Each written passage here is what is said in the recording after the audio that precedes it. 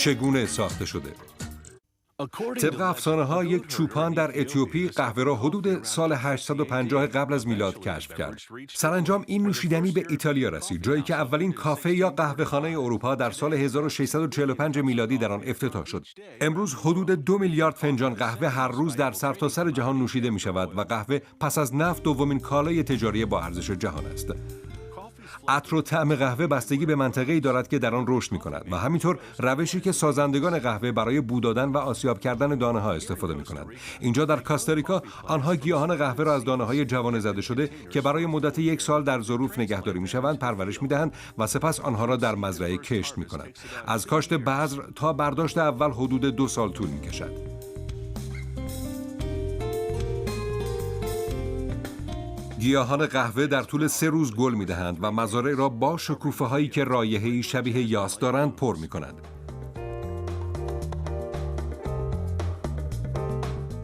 بیش از 6 ماه جوانه‌ها رشد کرده و به گیلاس‌های قرمزی که حاوی دانه قهوه است تبدیل می‌شوند.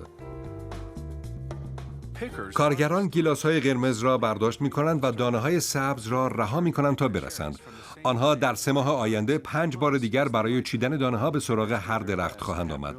کارگران تمام تلاش خود را می‌کنند تا به ازای هر 100 گیلاس قرمزی که برداشت می‌کنند بیش از 2 گیلاس سبز چیده نشود.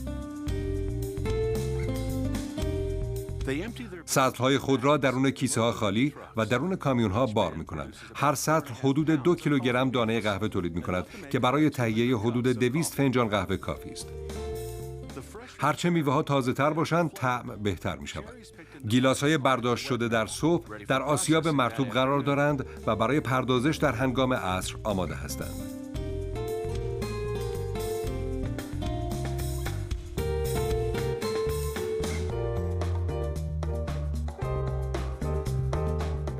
در آسیاب مرطوب کانال‌های آب گیلاس‌ها را شسته آنها را در دستگاه رها می‌کنند. این مته آنها را برای پاک کردن پوست و میوه بیرونی آنها درون دستگاه می‌گذارد. یک استوانه چرخان گیلاس‌ها را روی دیواره فشار می‌دهد و دانه‌ها را خارج می‌کند.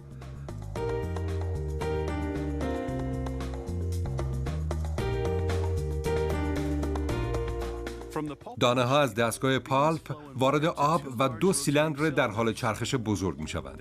آنها دانه ها را الک می کنند تا از هر نوع گیلاس سبز سختی که از دستگاه عبور می کنند جدا شوند.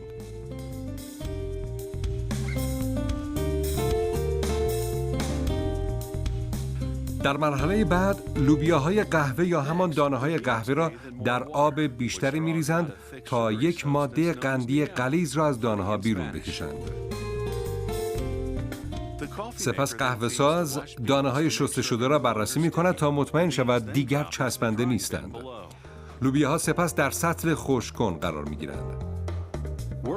اکنون کارگران دانه‌ها را به روش سنتی خشک می‌کنند، یعنی در فضای خارجی و روی یک سطح سیمانی. به مدت 4 روز هنگام خشک شدن در آفتاب گرم دانه‌ها را می‌چرخانند. در هنگام شب آنها به دانه‌ها اجازه می‌دهند استراحت کنند تا بیشترین طعم را به دست آورند. پس از خشک شدن دانه‌ها آنها به دستگاه آسیاب می‌روند. در داخل این دستگاه سنگ‌های بزرگ پوسته دانه‌ها را جدا می‌کنند.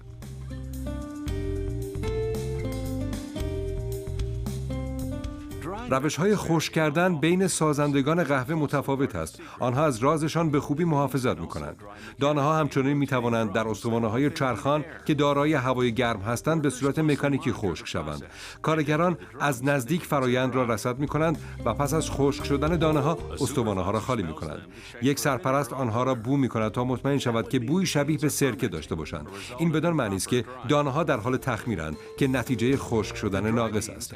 پوسته دانه‌های خشک برداشته شده، سپس آنها را روی یک میز در حال لرزش قرار می‌دهند که آنها را بر اساس وزن به 3 درجه تقسیم می‌کند که سنگین‌ترین آن لوبیا یا دانه درجه 1 است.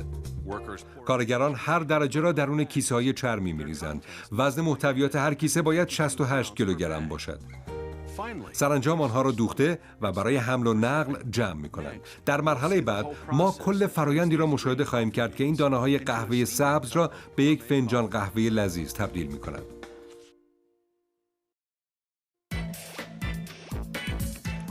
چگونه ساخته شده؟ قهوه دارای بیش از 800 طعم متنوع و مختلف است. بو دادن و برشته کردن باعث کاهش مقدار کافئین موجود در لوبیا می شود.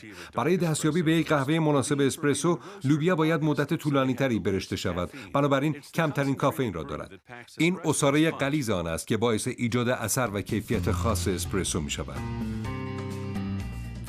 این دانه‌های قهوه سبز به تازگی از آسیا به مرطوب رسیدند. کارگران آنها را درون یک محفظه تخلیه می‌کنند که دانه‌ها را به دستگاهی می‌فرستد که دانه‌ها را در دمای 180 درجه سانتیگراد برشته می‌کند.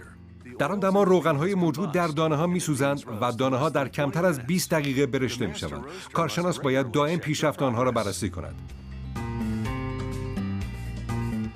وقتی تشخیص داد که دانه‌ها آماده هستند، مقداری آب روی آنها افشانه می شود تا دمای آنها به تدریج پایین بیاید. سپس آنها را درون یک سطل می ریزند که در اثر فشار هوا آنها را سرد می کند.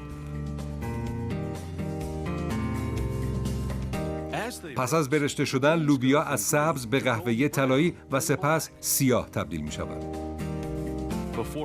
قبل از برشته کردن یک محموله کامل دانه، سازندگان قهوه ابتدا دسته کوچک را آزمایش می‌کنند. آنها یک روش استاندارد را در آزمایشگاه کارخانه اجرا می‌کنند. ابتدا آنها نیم پیمان دانه را در یک اجاق گاز کوچک برای چند دقیقه تفت می‌دهند.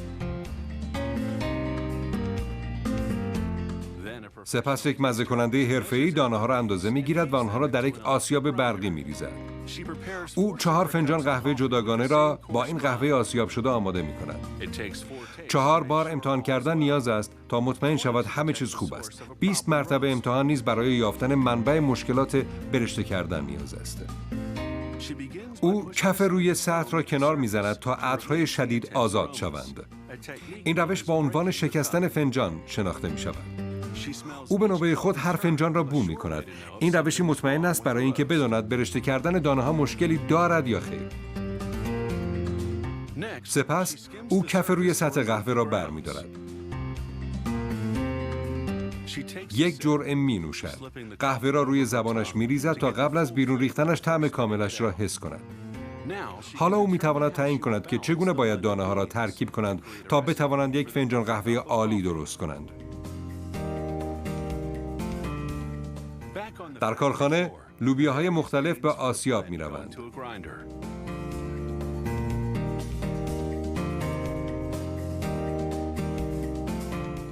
این دستگاه اسپرسو سنگین، متوسط یا سبک را به این شکل تولید می کند. اکنون قهوه برای بسته‌بندی آماده است. این فرایند با این دستگاه خودکار که کیسه ها را شکل می دهد، پر می کند و آب بندی می کند انجام می شود. برای اطمینان از تراوت و تازگی، قهوه باید مستقیم از آسیاب به داخل کیسه برود. وقتی دستگاه هر بسته را می‌بندد، برای جایگزینی اکسیژن موجود در قهوه که باعث کهنه شدن قهوه می‌شود، در آن نیتروژن تزریق می‌کند. دستگاه کیسه ها را از هم جدا می‌کند. آنها روی یک تسمه نقاله منحصر به فرد قرار می‌گیرند که هر یک از بسته‌ها در زمان عبور وضع می‌شوند.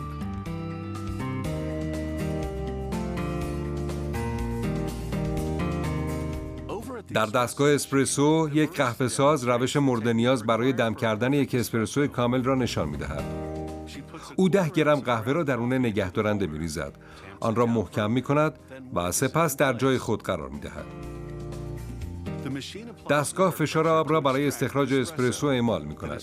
کف متمایز آن نشانه درجه 1 بودن این قهوه است. قهوه ساز همچنین نحوه استفاده از نوع قهوه ساز فرانسوی به نام فرنچ پرس را نشان می‌دهد. او آب جوش را به قهوه اضافه می‌کند. سپس آن را تا پایین فشار می‌دهد. یک بار دیگر او فشار می‌آورد و این بار برای استخراج عطر قهوه این کار را به صورت دستی انجام می‌دهد.